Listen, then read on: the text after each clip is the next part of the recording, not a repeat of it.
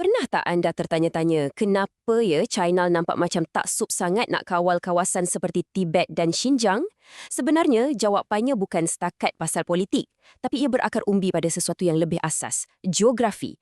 Jom kita lihat macam mana geografi ni pada masa yang sama telah memenjarakan dan juga memberi kuasa luar biasa kepada China sejak beribu-ribu tahun lamanya. Petikan ni mungkin nampak macam pelik kan? Tapi percayalah, bila kita dah sampai ke penghujung nanti, anda akan faham logik geografi yang sangat kuat di sebalik setiap langkah yang China ambil. Okey, untuk faham China, kita kena mula dari tempat lahirnya sendiri, iaitu dataran China Utara atau lebih dikenali sebagai kawasan jantung atau Heartland China. Kawasan inilah nadi tamadun China. Tanah dia subur, sangat subur, dialiri oleh dua sungai gergasi.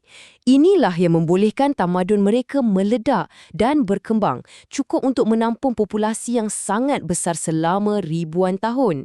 Dan bila kita cakap pasal populasi besar, tengok nombor ni. Kira-kira 1 bilion orang. Majoriti besar penduduk China ni, semuanya tinggal berpusat di kawasan jantung ini. Bayangkan betapa padat dan pentingnya kawasan ni. Dan inilah dia, dilema utama yang dah membentuk strategi China selama berabad-abad. Kekuatan paling besar mereka, tanah yang subur dan tenaga kerja yang ramai, sebenarnya itulah juga kelemahan paling ketara mereka. Ia macam satu sasaran gergasi yang terbentang luas, sangat terdedah.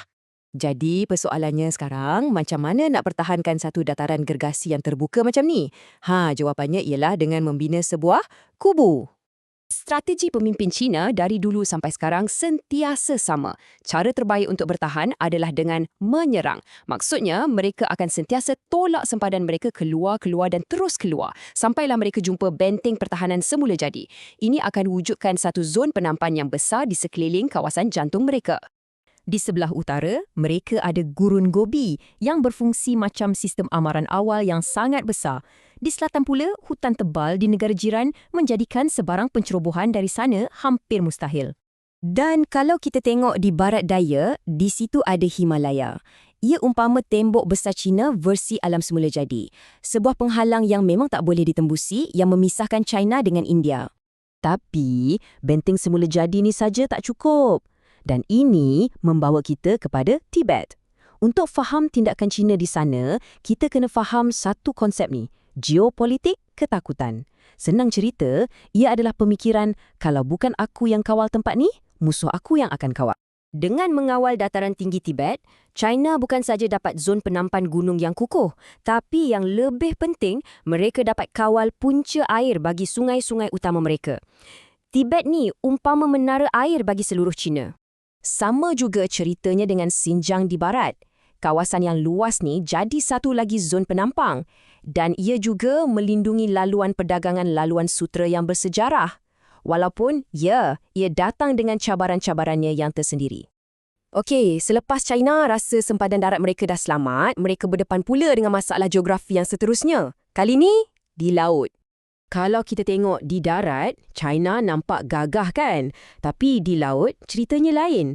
Pesisir pantai mereka sebenarnya terdedah dan rasa terkurung oleh satu barisan pulau yang mereka panggil rantaian pulau pertama. Dan masalahnya, kebanyakan pulau ni bersekutu dengan Amerika Syarikat. Peta ni tunjukkan dengan jelas cabaran China. Untuk jadi kuasa global yang sebenar, tentera laut mereka mesti boleh berlayar dengan bebas melepasi rantaian pulau ni. Kalau tak, mereka akan sentiasa terperangkap. Kelemahan ni jadi sangat kritikal bila kita cakap pasal tenaga. Bayangkan, hampir 80% bekalan minyak import China kena lalu ikut satu selat yang sangat sempit ni. Kalau ada sekatan di sini, ekonomi China boleh lumpuh serta-merta. Jadi, talian hayat ekonomi China ni sebenarnya sangat-sangat berisiko. Mereka kena lalu negara sekutu Amerika, kemudian menyelit pula ikut Selat Melaka. Keadaan ini memaksa mereka untuk cari satu jalan keluar yang drastik. Jadi, apa penyelesaiannya? Selepas beribu-ribu tahun jadi kuasa darat, China sekarang sedang berlumba-lumba membina tentera laut yang hebat. Tentera laut perairan biru yang boleh meronda lautan dunia dan memecahkan kepungan laut ni. Tapi, ada satu lagi plot twist. Dalam usaha China untuk mengukuhkan daratan dan menembusi lautan, mereka secara tak sengaja telah mewujudkan kelemahan mereka yang paling besar setakat ini. untuk pastikan 1.4 bilion rakyatnya ada kerja dan negara kekal stabil, China tak ada pilihan lain. Mereka mesti dan wajib sentiasa menghasilkan barangan dan menjualnya kepada seluruh dunia. Mereka dah terikat dengan ekonomi global. Ini mewujudkan satu perjanjian besar dengan dunia yang sebenarnya sangat rapuh. Selagi kita semua terus membeli barangan buatan China, negara mereka akan terus stabil.